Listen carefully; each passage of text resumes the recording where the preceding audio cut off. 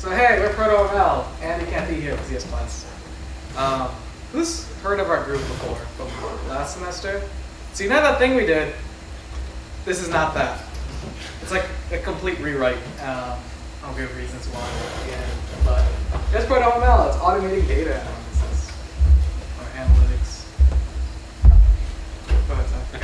So basically, a lot of the stuff that comes into when you do a data science project, the typical get data, find models that work with it, produce results, that workflow, you end up with constant code reuse, a lot of rewriting different code, you're caching things manually, right? If you want to save your models, you want to save the data, you save intermediate results.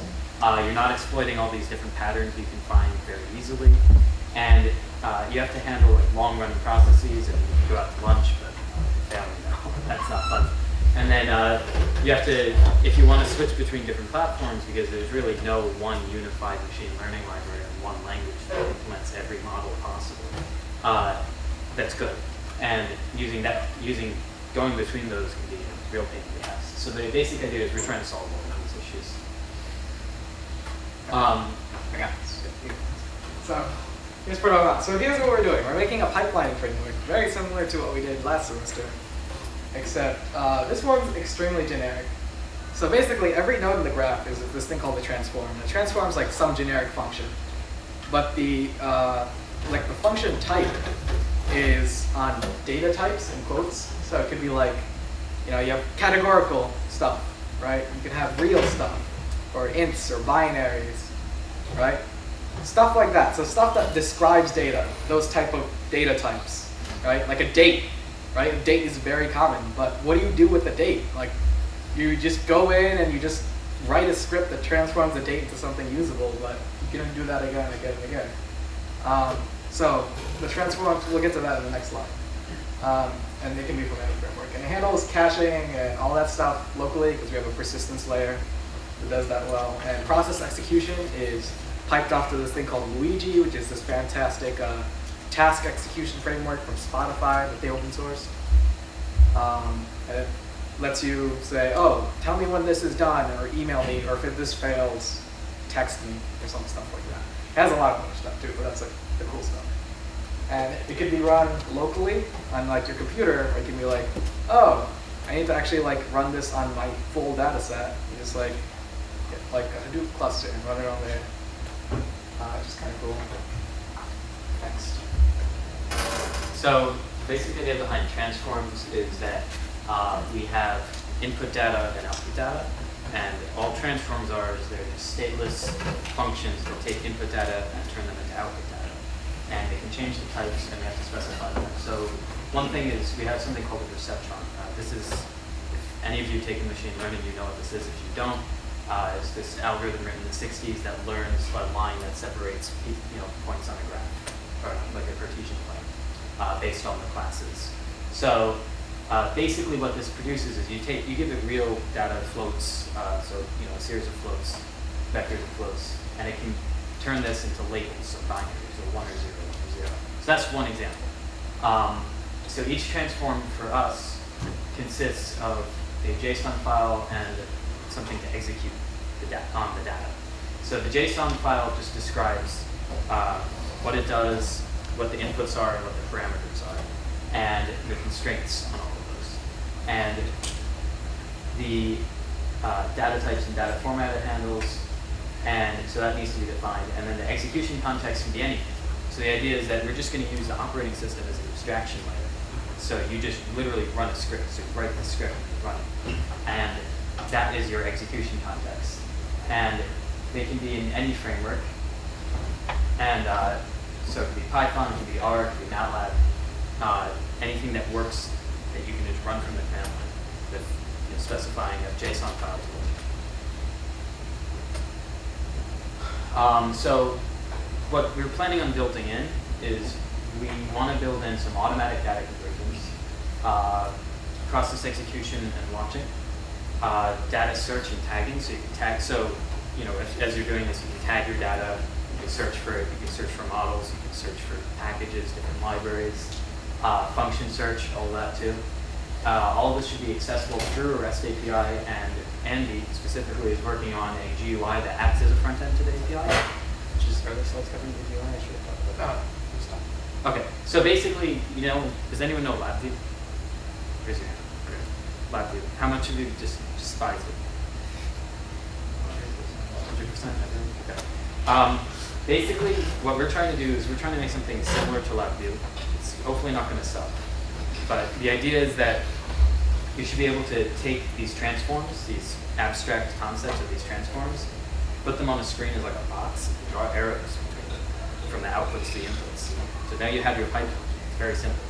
And the idea for that is that you can just create this, don't have to write any line of code at all, and you have a machine learning project. It's done. So that's pretty awesome. That would be really awesome. And since we're using REST API, you can abstract this. You can write your own GUI. You can do anything. You can write a Haskell library that does the ultimate machine learning platform. I'm just introducing it to this. Just say.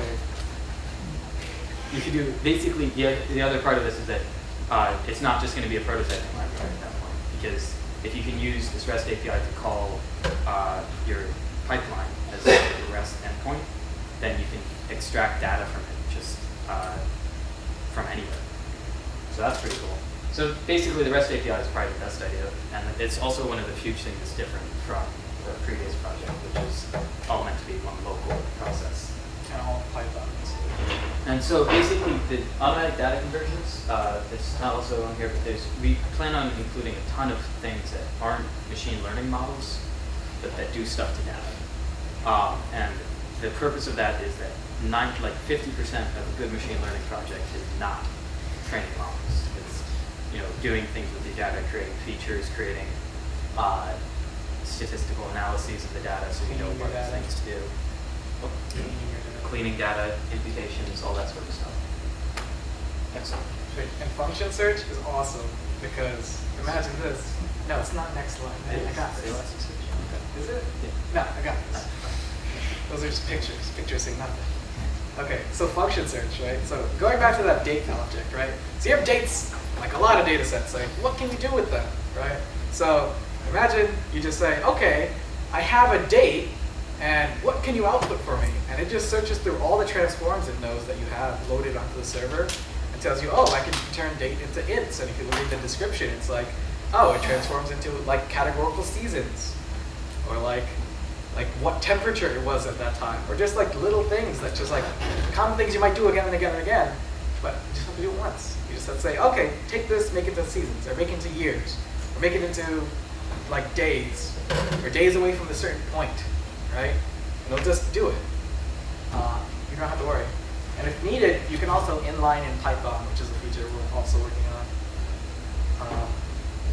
So here's the technologies we used. So semantic UI, it's like a bootstrapping thing, but so much cooler, so much. Everyone should check it out.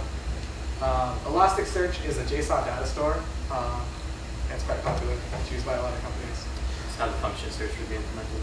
It's how all like the data persistence. Since all the things are stored as pieces of JSON that describe the actual values, you can use the Elasticsearch to search through any property.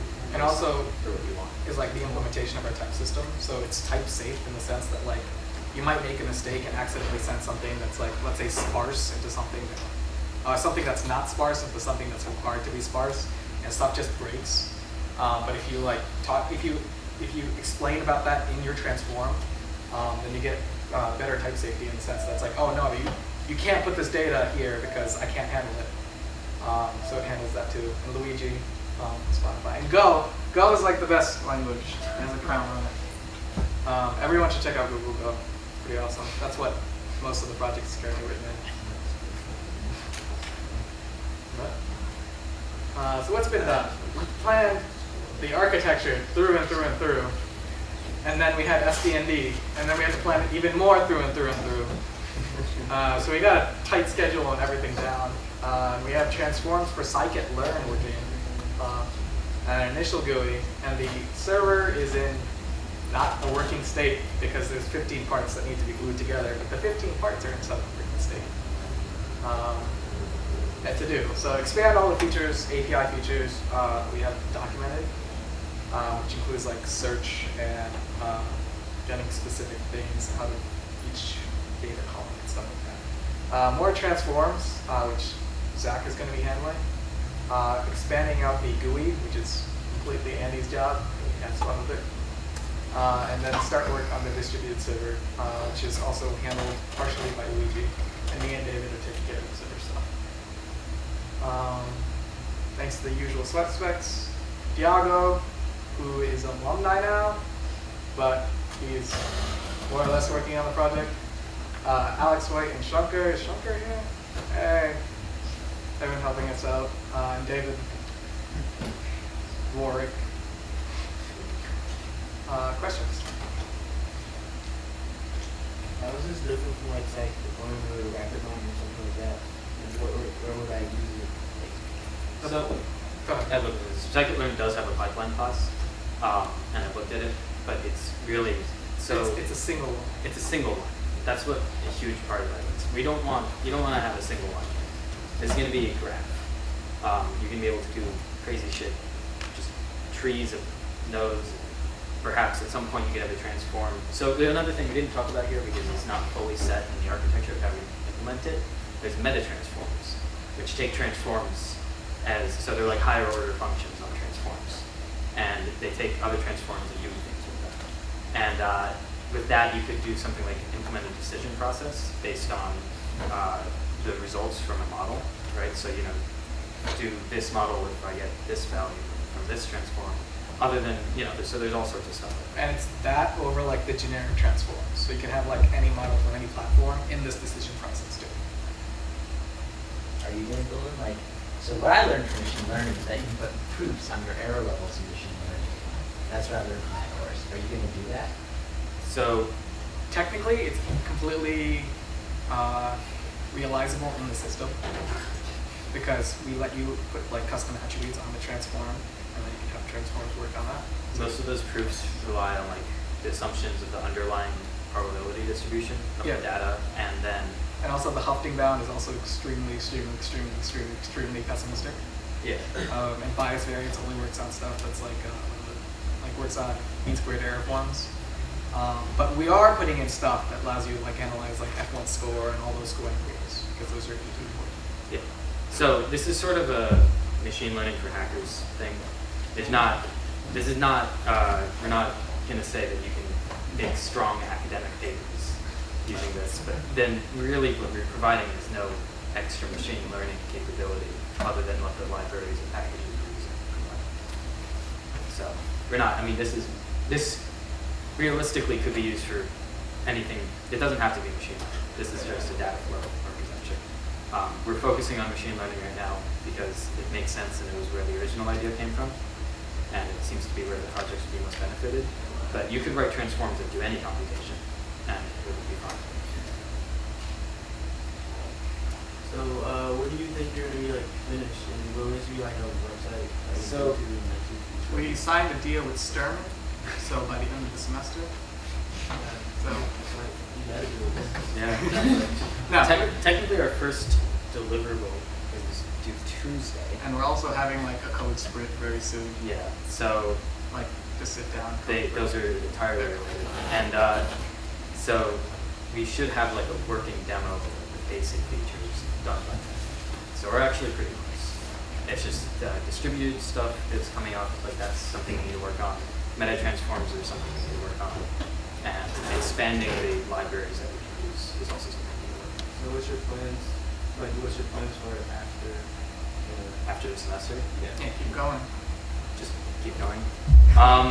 One thing, I don't know, you could use the type system.